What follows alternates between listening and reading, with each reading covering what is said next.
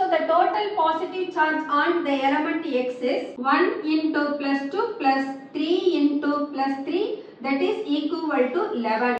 The negative charge on oxygen is minus 2. So let us find the number of oxygen to be combined with the X. Total positive charge is 11 and the negative charge to be required is N of 2. So N equal to 11 by 2. The compound that contains X in the ratio of 1:3. So together X is present 4 times and oxygen present 11 by 2 times, or we can write it as X8O 11 times. So in the compound la sum of oxidation state equal to 0 varnamna oxygen 11 2s are minus 22. அப்ப X ஓட positive charge plus 22 க்கு equal ஆ இருக்கணும். Already they have given X is in the ratio of 1:3.